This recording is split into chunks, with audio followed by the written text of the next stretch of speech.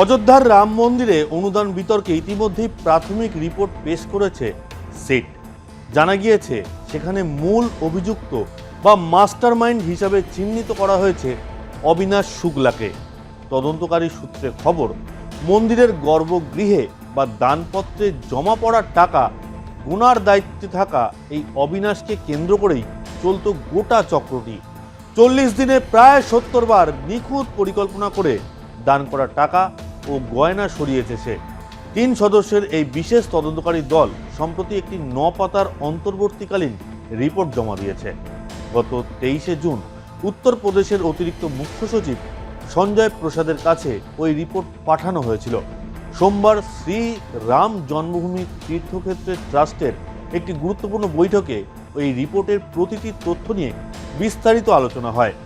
30 বছর বয়সী অবিনাশ শুক্লাই যে এই গোটা অপারেশনটির মূল কেন্দ্রবিন্দু ছিল তা সিটের এই প্রাথমিক রিপোর্টে স্পষ্ট করে দেওয়া হয়েছে। তদন্তকারীদের দাবি, মন্দিরে ভক্তদের নগদ দক্ষিণা গোনার কাজের জন্য নিযুক্ত করা হয়েছিল অবিনাশকে, আর সেই সুযোগের অপব্যবহার করেই সে টাকা সরাতো। অবিনাশের বিরুদ্ধে পাকাপোক্ত তথ্য প্রমাণ মেলার পরেই তাকে এই মামলার 1 নম্বর আসামি হিসেবে তালিকাভুক্ত করা হয়েছে।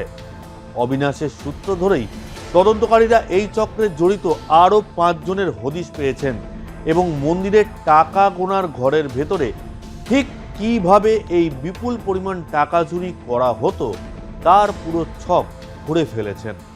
তদন্তকারী সূত্রের খবর, টাকা গোনার ঘরের সিসিটিভি ফুটেজ বারবার খতিয়ে দেখে দেখা গেছে অবিনাশ একাধিকবার টাকা গোনার সময় নোটের বান্ডিল এবং খুচরো টাকা সরিয়ে নিজের জামা কাপড়ে বা অন্য কোথাও লুকিয়ে ফেলেছে।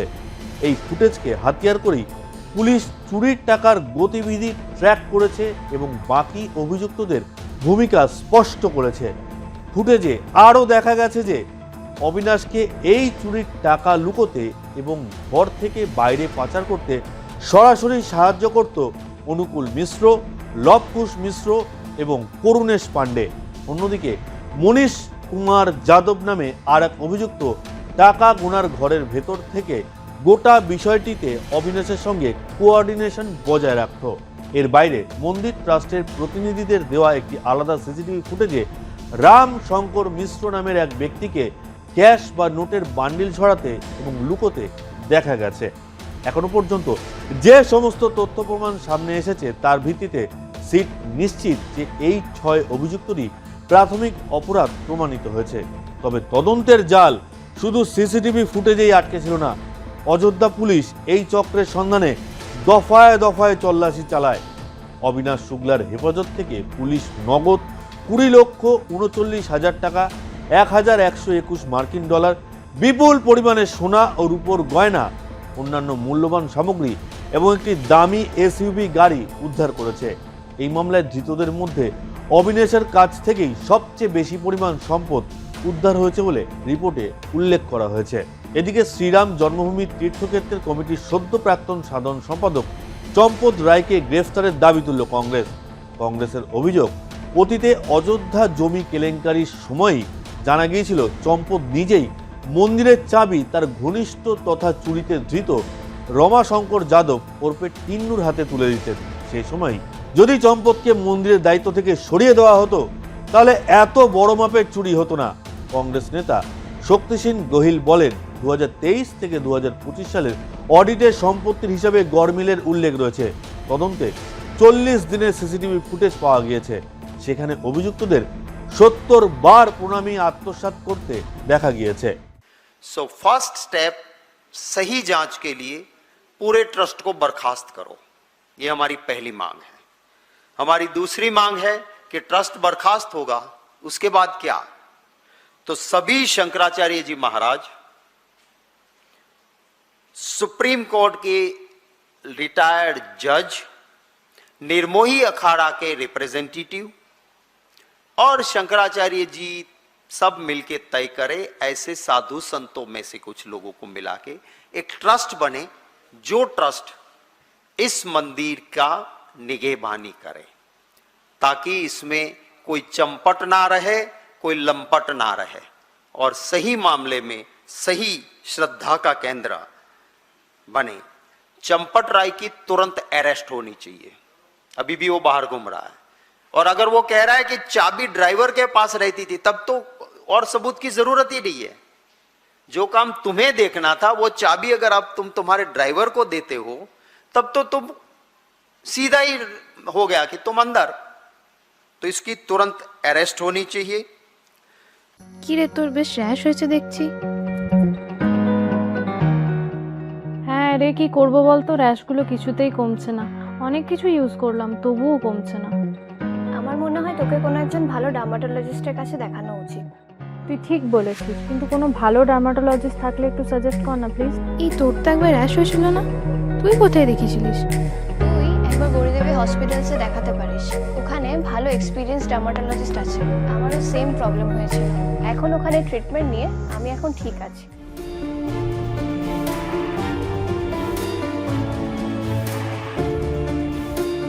গৌরী দেবী হসপিটাল, রাজবাঁধ, দুর্গাপুর।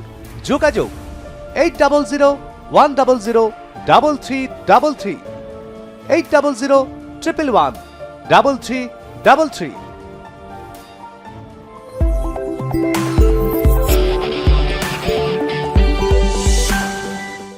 অন্যদিকে উত্তরপ্রদেশের মুখ্যমন্ত্রী যোগী আদিত্যনাথ রাম মন্দিরে চুরির ঘটনা নিয়ে সরাসরি বিরোধীদের তীব্র নিশানা করে বাবরি মসজিদ প্রসঙ্গ টেনে এনেছেন।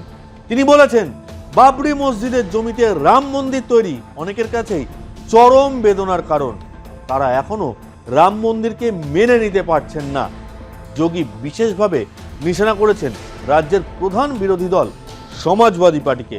চলতি বছরের শেষ দিকে উত্তরপ্রদেশে বিধানসভা নির্বাচন হতে পারে, ফলে বিরোধীরা তেড়ে ফুঁড়ে উঠেছে রাম মন্দির নিয়ে বিজেপিকে নিশানা করতে। পাল্টা বিজেপিও জবাব দিতে ছাড়ছে না। বিরোধী শিবিরকে নিশানা করতে গিয়ে মুখ্যমন্ত্রী যোগী ওয়াকফ সম্পত্তির প্রসঙ্গ টেনে এনেছেন। ওয়াকফ সম্পত্তি ৯/৬ আটকাতে নরেন্দ্র মোদী সরকার সংসদে বিল পাশ করিয়েছে।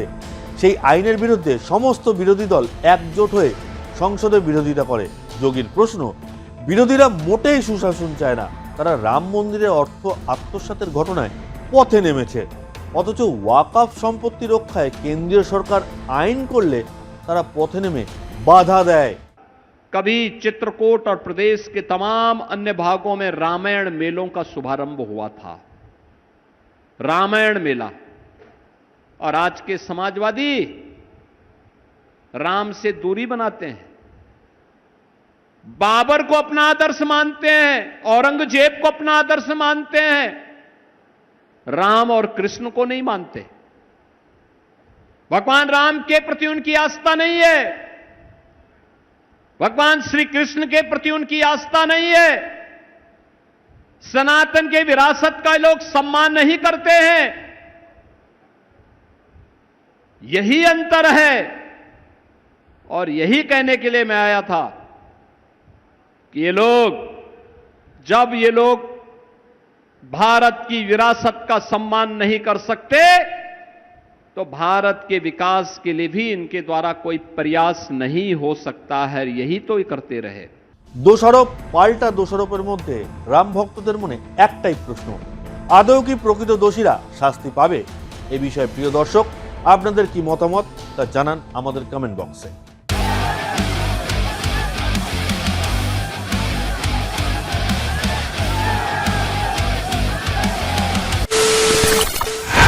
খবরের নামে প্রতিদিন সন্ধে আপনার ড্রয়িং রুমে কি শুধুই চিৎকার চেঁচামেচি হয়ে আসে? বিতর্কের নামে চলে গালাগালি আর কাদা ছোড়াছুড়ি। এবার সময় পরিবর্তনের, কারণ আমরা কান ফাটানো চিৎকারে বিশ্বাস করি না। আমরা বিশ্বাস করি খবরের সত্যতায়। আমরা কোনো পক্ষের হয়ে গলা ফাটাই না, আমরা সাধারণ মানুষের হয়ে প্রশ্ন তুলি। চিৎকার নয়, শুধু খবর হবে যেখানে বিতর্ক আছে কিন্তু কুৎসিত ঝগড়া নেই। সঠিক তথ্য, বিশ্বস্ত খবর। নজর রাখুন আর প্লাস নিউজে।